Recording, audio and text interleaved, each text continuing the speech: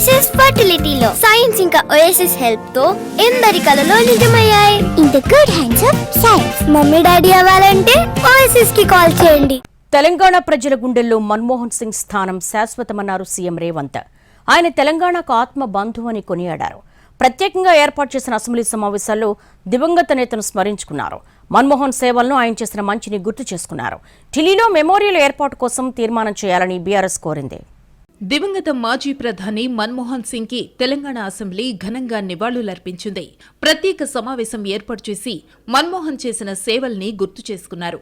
ఆయన చేపట్టిన సంస్కరణల్ని కొనియాడారు. సీఎం రేవంత్ రెడ్డి సంతాప తీర్మానం ప్రవేశపెట్టి మాట్లాడారు. తెలంగాణ ప్రజల ఆకాంక్షలను నెరవేర్చిన గొప్ప వ్యక్తి మన్మోహన్ సింగ్ అని సీఎం రేవంత్ రెడ్డి కొనియాడారు. తెలంగాణకు మన్మోహన్ సింగ్ ఆత్మబంధువన్నారు.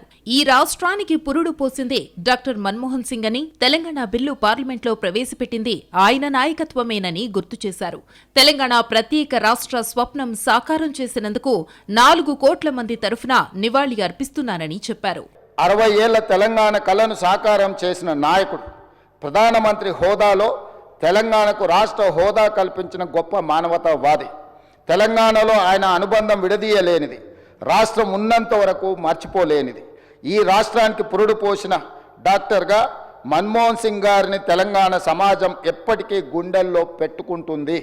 మన్మోహన్ సింగ్ ప్రతి పదవికి వన్నె తెచ్చారన్నారు డిప్యూటీ సీఎం భట్టి. ప్రతి బాధ్యతలో కఠిన నిర్ణయాలు తీసుకున్నారని గుర్తు చేశారు. దేశ ఆర్థిక పరిస్థితులే కాదు, సామాజిక స్థితిగతులను అర్థం చేసుకుని అనేక చట్టాలు తెచ్చిన ఘనత మన్మోహన్ సింగ్ దన్నారు ఆయన.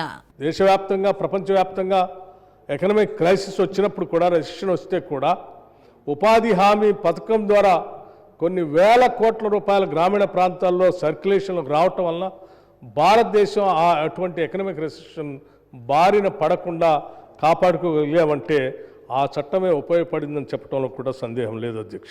మన్మోహన్ సింగ్ కి దక్కిన గౌరవప్రదమైన విలువ పీవీకి దక్కలేదన్నారు కేటీఆర్.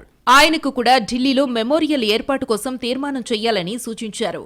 మన్మోహన్ సింగ్ కు గుర్తింపిచ్చిందే పీవీ అన్నారు. పివి నరసింహారావు గారికి కూడా ఢిల్లీలో ఒక మెమోరియల్ ఏర్పాటు చేయాలని చెప్పి శాసనసభ తీర్మానిస్తే మన తెలంగాణ బిడ్డ, మన తెలుగు బిడ్డ, మనవాడు పీవీ గారికి కూడా సముచితమైన గౌరవం కేంద్ర ప్రభుత్వం ఇవ్వాలి అనే ఒక ప్రతిపాదన కూడా మన శాసనసభ నుండి పోతే బాగుంటుంది.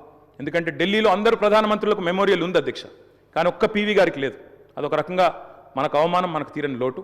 మన్మోహన్ సింగ్ సేవలు, ఆర్థిక సంస్కరణలు దేశ ప్రజలు మర్చిపోరన్నారు బీజేఎల్పీ నేత మహేశ్వర్ రెడ్డి. 10 సంవత్సరాలు అధికారంలో ఉండి భారతరత్న ఇవ్వకపోతే బీజేపీ ఇచ్చిందన్నారు. మన్మోహన్ సింగ్ తెచ్చిన ఆర్డినెన్స్ కాపీలను చించివేసింది రాహుల్ గాంధీ అని ఆరోపించారు. నరేంద్ర మోడీ గారు ప్రధానమంత్రి అయిన తర్వాత పివి నరసింహారావు గారికి భారతరత్న ఇచ్చిన సంగతి మేము గుర్తు చేస్తా ఉన్నాం అధ్యక్ష. భారతరత్న ఇచ్చిన సందర్భంగా సోనియా గాంధీ గారు వారి కుటుంబ సభ్యులు కూడా హాజరు కాలేదంటే మరి ఎంతగానం మరి పివి నరసింహారావు గారి మీద వారు కక్ష పెట్టుకున్నారో దీన్ని బట్టి చాలా అర్థమైతా ఉన్నది అధ్యక్ష, స్పష్టంగా ఉన్నది అధ్యక్ష. సీఎం రేవంత్ రెడ్డి ప్రవేశపెట్టిన తీర్మానానికి బీఆర్ఎస్ పూర్తి మద్దతిచ్చింది. అయితే సంతాప సభలో రాజకీయ చర్చ జరిగింది. మన్మోహన్ హయాంలో కేసీఆర్ కేంద్ర మంత్రిగా చేసిన అంశాన్ని హరీష్ రావు ప్రస్తావించారు. దీనిపై పొన్నం అభ్యంతరం తెలిపారు.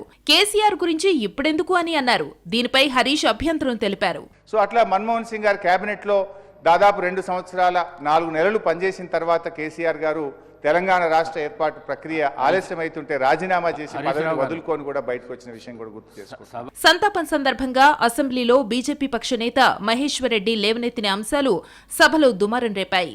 మన్మోహన్ సింగ్ ను రాహుల్ గాంధీ అవమానించారని, సంతాప దినాలు జరుగుతుంటే న్యూ ఇయర్ సెలబ్రేషన్స్ కోసం విదేశాలకు వెళ్లారని అన్నారు. దీనిపై మంత్రి పొన్నమ్మ అభ్యంతరం తెలిపారు. పార్టీ మారి బీజేపీలో చేరిన మహేశ్వర్ రెడ్డి ప్రాధాన్యం దక్కనందుకే ఇలా మాట్లాడుతున్నారంటూ తప్పుబట్టారు.